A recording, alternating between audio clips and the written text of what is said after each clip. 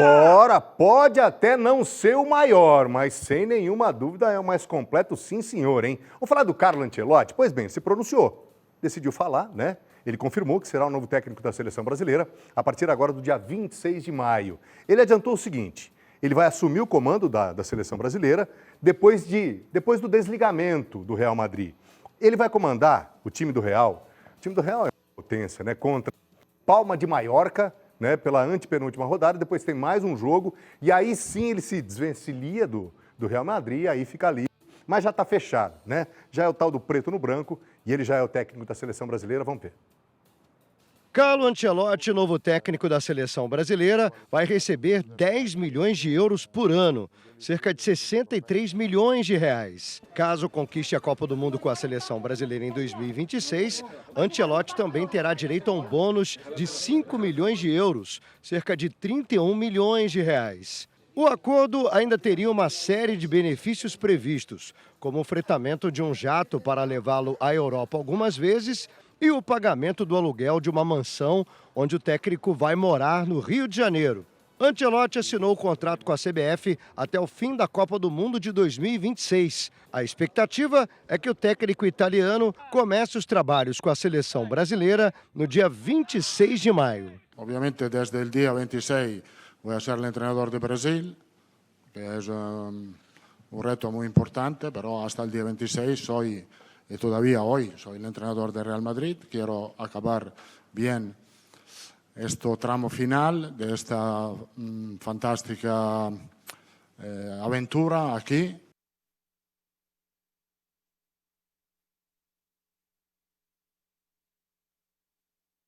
Levada, né, do futebol mundial. E, enfim, o fato é que ganha a seleção brasileira, né? A seleção brasileira ganha com isso, porque vai ter um técnico dessa envergadura. Parece que agora está existindo uma certa humildade, já com o contrato fechado, anúncios feitos, né? Parece que agora estão entendendo que, de fato, o Brasil precisava desse terremoto para dar uma sacudida em algumas coisas que já não valem mais. O futebol de hoje já não permite mais alguns amadorismos, né, que começam fora das quatro linhas, mas que acabam refletindo dentro de campo. E esse cara vem com autonomia. Ele vai fazer, não adianta. Ah, porque fulano de tal, o Zezinho é bom, convoca porque o empresário pediu. Com esse cara não tem isso. Você pode ter certeza que com esse cara não tem isso. Ele está assumindo um desafio, é a primeira seleção que ele treina ao longo da mais vitoriosa carreira do futebol mundial. Então, ele assume a seleção brasileira nessas condições. Só vou te dar um exemplo para a gente fechar.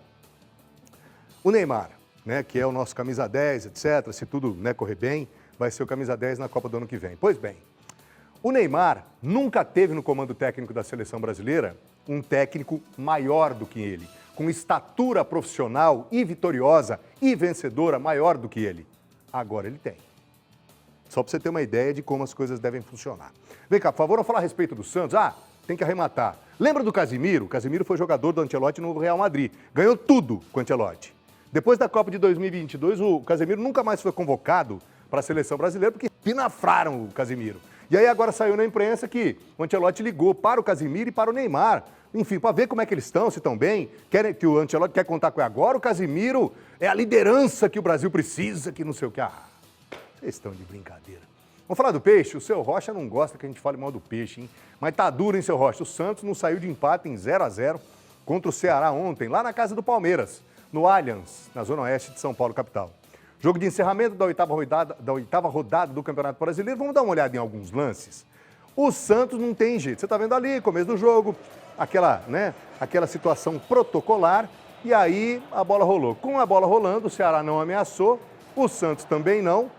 Algumas chances, um cruzamento, uma cabeçada que vai lá na casa do chapéu, sem nenhum perigo. Depois vai ter até uma jogada do Tiquinho Soares, né? Aí, ó, mais uma do Santos. Essa foi quase. Quase, mas um quase gol mesmo. Aí depois tem essa jogada do Ceará. A zaga do Santos é uma mãe. Parece carteiro novo, entrega tudo errado. Olha o Tiquinho Soares, ó. Dominou na frente, tudo bem, estava de lado, tem um grau de dificuldade ali. Esse lance do Tiquinho tinha, sim, um grau de dificuldade. Mas, né, com o resultado, o Santos segue apenas com 5 pontos em penúltimo lugar. na tabela de classificação do Campeonato Brasileiro, tem 3 derrotas e um empate nos últimos 4 jogos. O Peixe agora volta a campo, vem cá, por favor, contra o Corinthians. Rapaz, pauleira, hein? Vai pegar o Corinthians na casa do Corinthians, pela 9ª rodada do Campeonato Brasileiro. E o Ceará recebe o Sport no sábado, no Castelão, lá em Fortaleza. Não tá fácil a vida do Santos. Vai brigar para não cair. E assim, repito e insisto, não adianta você ter o Neymar. Se você tiver o Neymar no prime dele, sabe o Neymar do Real Madrid, desculpe, o Neymar do Barcelona e do PSG? Se você tivesse aquele Neymar, coisa que já não tem mais, jogando nesse Santos hoje, não ia adiantar. Ou esperar que o Neymar ele pegasse a bola e resolvesse tudo sozinho, defendesse, atacasse, fizesse gol. O time é muito fraco. Pois bem, pela 5ª rodada da Série C, agora a Série C do Campeonato Brasileiro, hein? O Ituano foi derrotado em casa. O que aconteceu, Ditu? Foi ontem à noite, derrota para a Ponte Preta. Vamos ver como foi, tem alguns lances. Ó a macaco, ó. Desceu e desceu para valer 2 jogadores. Rapaz, a bola beliscou a trave. A zaga do Ituano cortou. Olha, ó, veja de novo. Saiu o chute ali, o goleirão saiu bem, fechou o ângulo. A bola beliscou a trave e não entrou. E aí vem o gol da Ponte, ó. Começa assim. Ó o que vai acontecer. João Gabriel, é bom esse jogador, hein? Jogador camisa 9, centroavante grandão, ó, puxou para a perna direita, bateu na bochecha da rede. Coisa linda. Vamos ver de novo, que golaço, hein? Centroavante pesadão, lembra alguém que eu conheço. Centroavante pesadão, é o falso lento, né? Quer ver? Vamos ver de novo? Ele vai à festa da macaca, em pleno Novelli Júnior.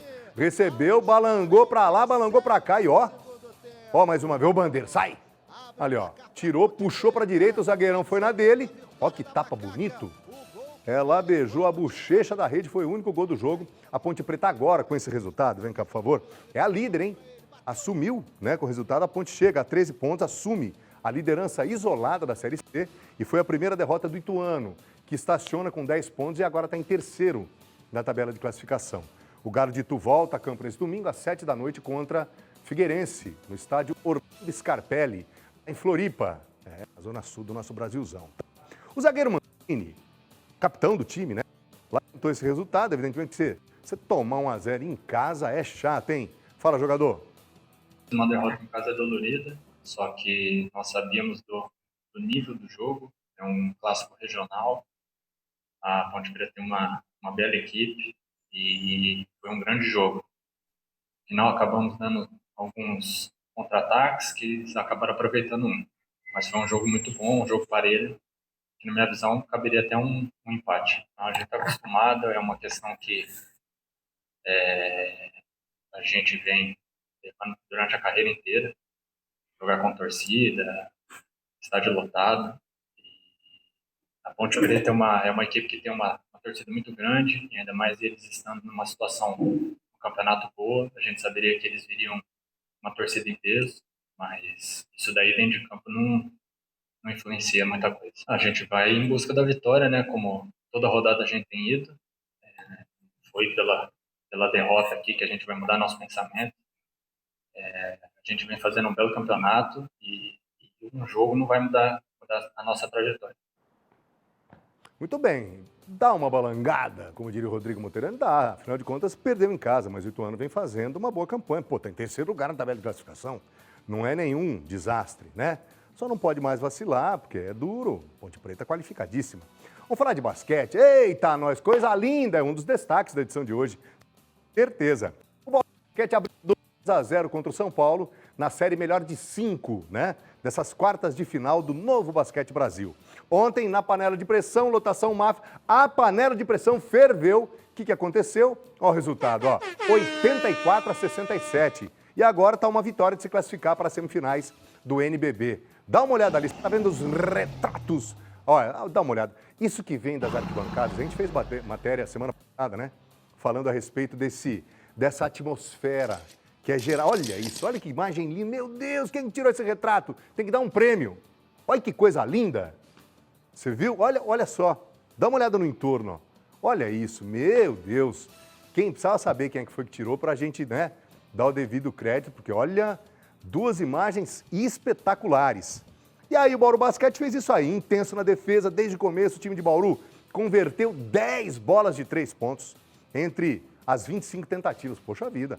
Além da superioridade nos rebotes. Cestinha, Paulo Infante, ala do Bauru Basquete, anotou 18 pontos. Destaque bem para variar, Alex Garcia com 14 pontos, 5 rebotes e 9 assistências do Brabo. Meu Deus! Pivô Andrezão foi bem demais, hein? Olha o Davi ali, ó. Davi faz o Bright jogar, que é uma grandeza, né, Davi? O armador do nosso Dragão. E aí o Andrezão anotou um duplo-duplo, 12 pontos e 10 rebotes. E agora o Dragão pode matar a série, né? E sem dúvida nenhuma vai manter essa pegada. A atmosfera é a mesma. No comentador Cláudio Mantini, nosso eterno panela de pressão. Venceu o terceiro, né? É amanhã, às 9 da noite. Aí, ó. Aí é carimbar a passagem para uma fase ainda mais decisiva. Portanto, o copeiro Bauru Basquete. O que é copeiro? Você lembra? É uma linguagem mais antiga, né? Não só do futebol, mas é do esporte também. O que é um time copeiro? Copeiro lembra a Copa. Então, Copa quer dizer que o time é bom nessa fase de mata-mata, etc. E o basquete tem tudo a ver, né? Os playoffs têm essa característica. Portanto, o copeiro Bauru Basquete tá que tá, hein? Pode fechar a série nessa quarta-feira, né? E aí, caso o São Paulo consiga vencer, o que também é bem possível, né? O quarto jogo seria, vamos colocar no condicional, seria no Morumbis, no próximo sábado. Caso seja necessária uma quinta partida, a decisão volta para Bauru no dia 20, mas está com sintoma de que o Dragão fecha amanhã, ok? Vamos falar do Magnus Futsal agora. Hoje é dia de estreia na Arena Sorocaba, hein? Tem o Magnus Futsal fazendo a primeira partida, não exatamente uma estreia, né? Mas é a primeira partida nessa competição, aí sim, a estreia no Campeonato Paulista. Começando então a luta pelo heptacampeonato. Hepta, meu Deus! Jogo é contra o Taubaté às 8 da noite e a entrada é gratuita. Portanto, o Magnus, como você sabe, é uma máquina, né, de jogar futsal. Hepta, né, seria o 7º título. O goleiro do Gustavo, ó, Gustavo, os treinos, ó. Isso aí é sensacional. Rapaz, tá vendo ali? Você tem que manter o equilíbrio, tem que saltar, tem que chutar. Ou seja, isso é o futebol, ou no caso o futsal, de alto rendimento. O goleiro Gustavo, ele espera jogo duro, hein? Contra a equipe do Vale do Paraíba, sem nenhuma dúvida vai ser pedreira, como sempre é. Fala aí, Guapo! A expectativa são as melhores possíveis, estreia no Paulista, estreia dentro de casa. Esperamos fazer um grande jogo para dar sequência nas partidas que a equipe vem fazendo, boas partidas, dar sequência nas vitórias. Esperamos dificuldade, a equipe do Taubaté é uma equipe tradicional e jogava Liga Nacional, esse ano está só no Paulista, mas esperamos fazer um bom jogo, contamos com o apoio da torcida que venha e nos apoie o tempo todo. Tudo bem, tá aí o goleirão arqueiro Guapo, né, da equipe do Magnus Futsal, que a missão dele é fechar o gol, e é bom goleiro, hein, bom goleiro. Vamos falar da Lauren. Quem é a Lauren? Eu vou te apresentar, é uma baita história. A Lauren é uma jovem golfista. Ela tem 24 anos, é de Araçoiaba da Serra, e ela vem se destacando no cenário internacional, vai vendo. Só para você ter uma ideia, nesse mês ela disputa lá na Flórida, nos Estados Unidos, que o Juninho viaja sempre, né, para lá. É um campeonato muito importante para a carreira dela. Vamos ver. Imagine uma garotinha de 6 anos observando com olhos brilhantes as pessoas jogando golfe. Ela ficava ali, encantada, sonhando em um dia estar no centro daquele campo, fazendo a bola voar com precisão e graça. Essa menina era Lauren, que hoje, aos 25 anos, está conquistando o mundo com sua paixão pelo esporte.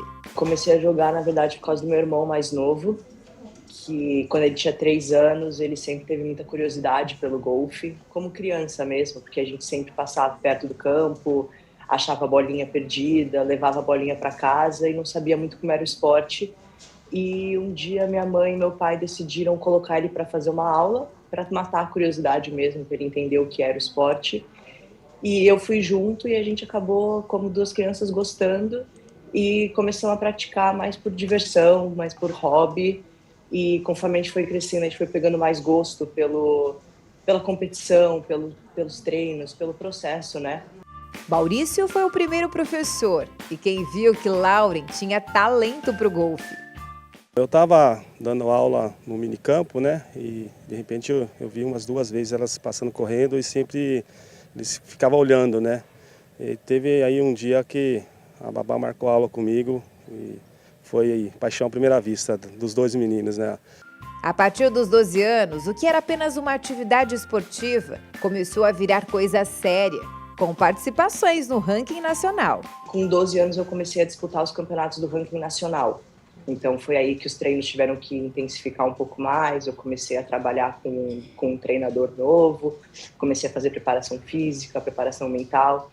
Então acho que a chavinha virou mesmo quando a gente formou uma equipe por trás de mim e por trás do meu irmão, que eram profissionais realmente focados em levar a gente para o próximo nível. Então toda essa rede de suporte eu acho que foi a virada de chave para a gente começar a treinar mais forte. O golfe é um dos esportes onde grande parte dos atletas, dirigentes e profissionais da indústria são homens. Mas o cenário vem mudando pouco a pouco. As mulheres têm se destacado na modalidade. Uma delas é a Lauren, de Araçoiaba da Serra. Com determinação, ela se prepara para um passo ainda maior. Participar de um campeonato que pode levá-la ao profissional. Torneio que acontece em Miami. Lauren já está lá. O treinador Adriel ficou no Brasil, mas auxiliando a atleta e apostando que vem vitória. O campeonato agora que ela vai jogar acredito eu que é um dos campeonatos mais importantes da carreira dela, né? É um torneio que a gente está torcendo muito, o Lago Azul todo aí torcendo para ela, para que ela vá bem, porque é o US Open, né? No Brasil, acho que nenhuma mulher conseguiu jogar, então a gente está torcendo muito por ela. Ela se preparou bastante, treinou muito. Parte técnica, com certeza, ela está muito preparada. Manter o foco na rotina dela de jogada e tentar. O desafio maior no golfe é a nossa cabeça, né? Se manter calmo, não deixar pensamentos negativos interferir na hora da jogada. Então, nesse nível de jogo que ela alcançou, não é mais técnico, né? Porque agora é muito do emocional que vai contar na hora. E é um torneio de peso, com certeza, um torneio muito complicado que todo jovem aí, atleta, sonha em jogar, com certeza. E eu acredito sim que ela tem muita chance e que ela vai conseguir sim chegar nesse objetivo dela de jogar o US Open. Família toda na torcida, na expectativa, mandando boas energias. Sim, eu brinco que mãe de esportista é basicamente isso, a gente vive em sofrimento eterno. E eu ainda brinco que eu queria que fosse um esporte coletivo, né? Se é um esporte coletivo, tem mais gente para você falar, não jogou bem, não, é o time. Agora, quando é um esporte individual, assim, que depende totalmente da pessoa, causa uma ansiedade, sim, eu não posso mentir. Então, eu acho que pai e mãe é isso, estar do lado e apoiando. Esporte não é fácil, mas a gente tem que estar do lado, né? Tá aqui, para mim, é mais uma chance de provar que o golfe feminino no Brasil está caminhando no caminho certo, sabe? E a gente tem sim potencial para estar no topo do mundo, se a gente quiser.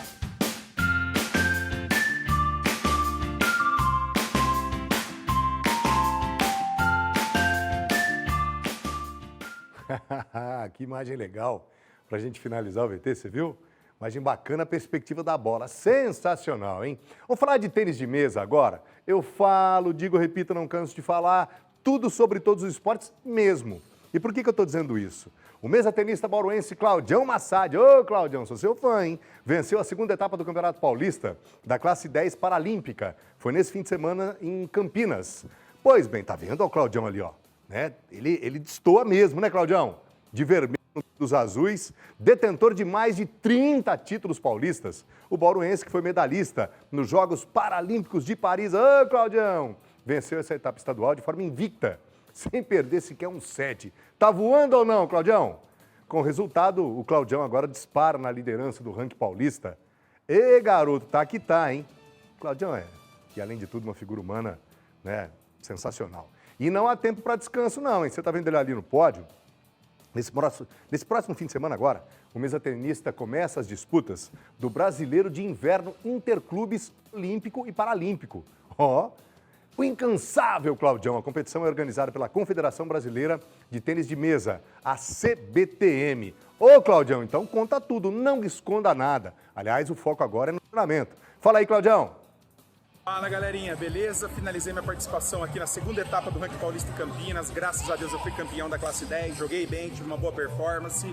Quero agradecer a minha equipe, o SESI, ao meu técnico Fábio Matos e toda a equipe técnica do SESI, a todos os meus parceiros de treino de competição. Também quero agradecer a todo mundo que torce tá sempre na torcida aí por mim. Brigadão de coração. E agora vou descansar para semana que vem poder jogar também o Campeonato Brasileiro de Inverno em São Paulo, campeonato dificílimo, e eu sigo contando com o apoio de vocês, beleza? Vamos que vamos, pra cima, valeu! Valeu, Claudião. Claudião, ó, cadê a salva de palmas dele? O seu Claudião merece sempre. O cara é uma máquina de jogar tênis de mesa. Aí, Claudião, essa é pra você, hein? Aliás, sabe quem também merece aplauso? Se quiser largar, pode deixar, meu Ribeiro, porque ela também. Ah, nós gostamos demais dela. Tô falando dela.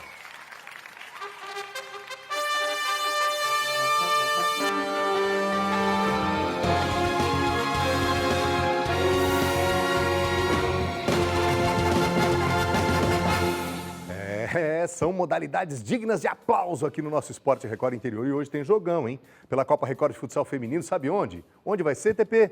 Tem jogo, né? Tem pela Copa Record de Futsal Feminino em São Miguel Arcanjo. Boa, TP. Logo mais às 8h15 da noite, no ginásio João Ferraz de Moura. O time da casa recebe Capão Bonito, em Botucatu. Ainda repercute. Ô, Zé Sabino, amanhã Zé Sabino vai participar conosco de uma maneira indireta, né, Zé Sabino? Mas ainda está repercutindo em Botucatu. Diz Zé Sabino a classificação da equipe de Botucatu para as semifinais. Olha, acirrada disputa no tempo normal contra a Avaré, foi agora no fim de semana, e depois os pênaltis. Vamos dar uma olhada nos pênaltis. Olha o que vai acontecer. A Jennifer, camisa 9. Gelada, Jennifer. Nossa, parece que tá bailando, hein, Jennifer? Você viu? Gelada. E aí, a Caroline desperdiçou a bola, beijou a trave. E aí agora a Isa, ó. A Isa canhoteira, que é isso, Isa. A Isa mais vibrante, né? Foi lá, cumprimentou a goleira. E aí tem o pressionada jogador agora do Avaré, hein? Camisa 2, a Fernanda na mesma trave. Aquela trave direita não foi legal com a equipe de Avaré. Fim de jogo. E aí nos pênaltis, Botucatu 2, Avaré nada. E aí Botucatu, portanto... Olha ali, ó, comemoração efusiva das jogadoras da equipe botucatuense. Sensacional. Amanhã tem uma... Zé Sabino vai participar amanhã, hein, Zé? Amanhã tem um negócio bacana, Zé Sabino. Veja que coisa, né, Zé Sabino? Zé Sabino, que é palmeirense, de 4 costados, recebeu lá no estabelecimento dele em Botucatu, ninguém mais, ninguém menos que Zé Maria. Você lembra quem é o Zé Maria? Um dos históricos jogadores do Corinthians. Não sei, amanhã nós vamos ver como é que se portou Zé Sabino. Vamos de participações? Chegou a mensagem para você, Ribeiro? Chegou mensagem para você. Se chegou, vamos lá ver, ué. Ó, Marcelão de Avaré, Avaré que perdeu para Botucatu. Boa tarde, Colim. Sou Marcelo Sabuguinho Castro de Avaré. Estou ligado em vocês. Vai, Tricolor! Valeu, garoto. Marcelão lá de Avaré. Vamos mais? E agora, quem é que vem? Alemão. O incansável Alemão. Boa tarde, Colim. Vamos ver se dá certo Ancelotti como treinador da Seleção Brasileira. Lá no Real Madrid ele tem os melhores jogadores. Mas aqui também, viu, Alemão? Assim, a geração não é a mesma, né? Não dá para falar em qualidade técnica. Dá para comparar com a geração de 2002? Não. Mas essa geração não é ruim. Muito pelo contrário, os jogadores são protagonistas nos seus times. Acho que faltava um norte. Valeu, Alemão. Obrigado pela participação, querido. Carlos Silva, de Paraguaçu Paulista. Boa tarde, Colinho. O presidente do Santos não faz nada? O time é fraco. Tem toda a razão, Carlão. O time é muito fraco. E dito isso, ponto final. É mais essa edição do nosso Esporte Record Interior. Você sabe como é que a banda... O Rodrigão tá voltando e vai contigo até 2h55. Tchau, pessoal. Até sempre.